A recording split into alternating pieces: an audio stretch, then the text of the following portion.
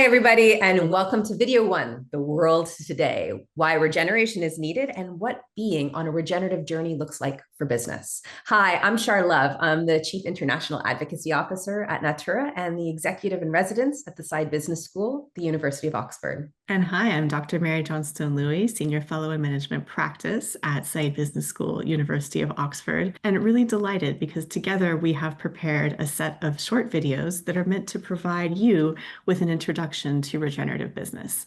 This content builds off work that we collaborated to present together in Sao Paulo for a group of very, very strong Natura leaders, and we're very much looking forward to bringing it to you. The themes we'll cover will really start with a regenerative mindset. We'll be thinking about how do we embrace a regenerative mindset and how do we go beyond sustainability, which is one of the most important questions that businesses are asking today.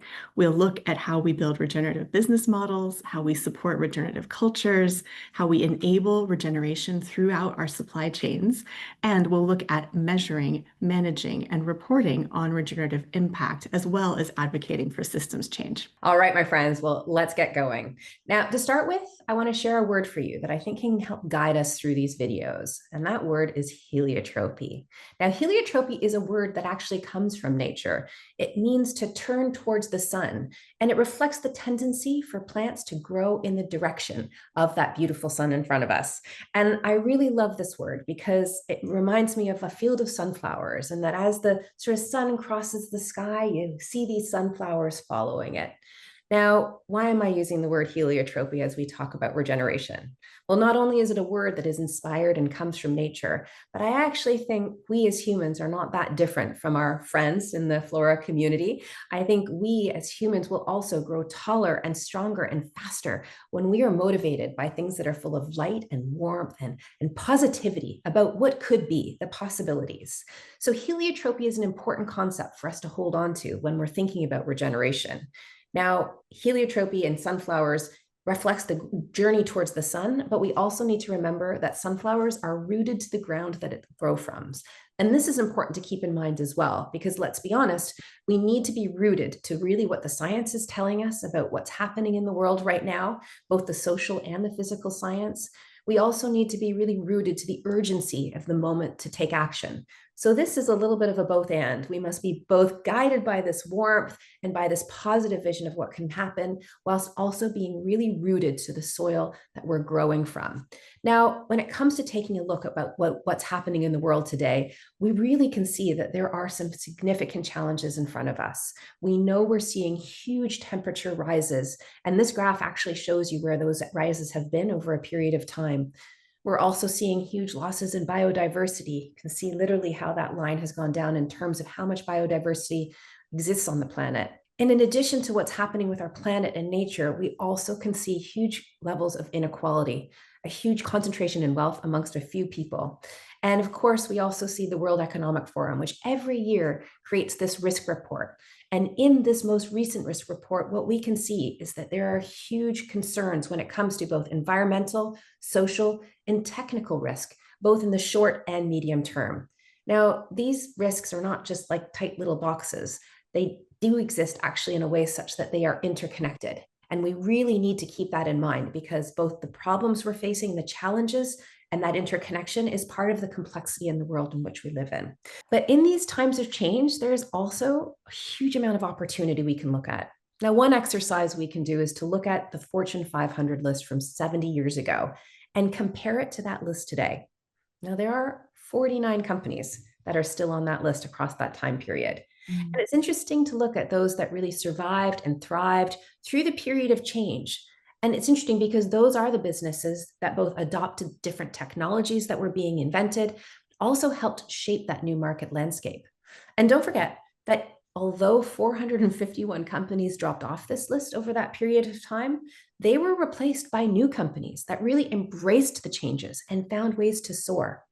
Now, I think the change we'll see in the next 70 years is going to be even more dramatic. And what we're going to see are businesses focused on working together to solve problems that are faced by the people and the planet, which we showed earlier in some of those earlier graphs, and that are actively working to create positive impact.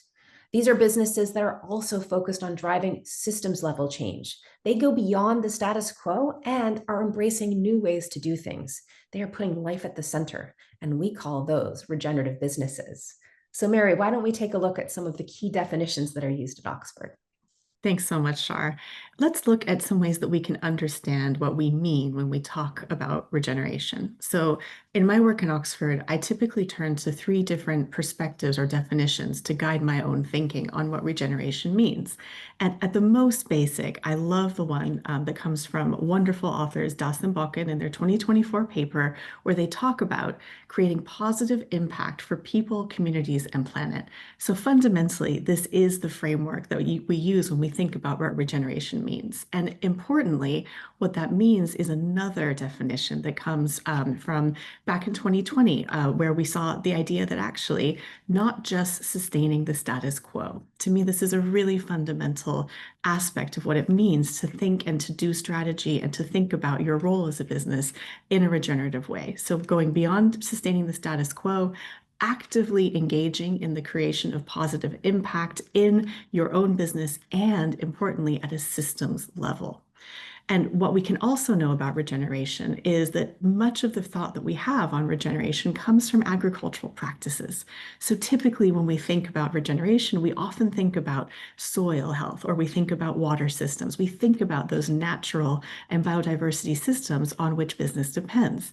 But what we love to do, and this builds on some work that came out in 2024 from our wonderful colleague, Chris Marquis in Cambridge, when extended to business, his argument is that the goal of regeneration is to make systems better, to give back more that is taken, and to replenish the planet's natural resources as well, in his words, to render communities and society more equitable. So what I think is really powerful about these three perspectives on regeneration is they invite us to go beyond the status quo, and they draw our attention to the need to give back more than is taken. And also fundamentally, and we'll talk about this in all the rest of our modules together, think about the systems in which your business sits and how those businesses are sitting within those systems and how those systems impact your ability to create value. Wow, these are great definitions. And I would just like to add from a Natura perspective, we have been really thinking a lot about what being a regenerative means for us at Natura. And for us, we're really focused on how we can look at fostering life in individuals, communities, nature, and in the relationships among them. For us at Natura, this is an expression of our reason for being, which is Bain Star Bang, well being well. It's really beautiful. And I think at the same time, it presents all businesses a challenge. And that's the reason why we have pulled together this content and why we'd like to share it and make it accessible. Because let's be realistic.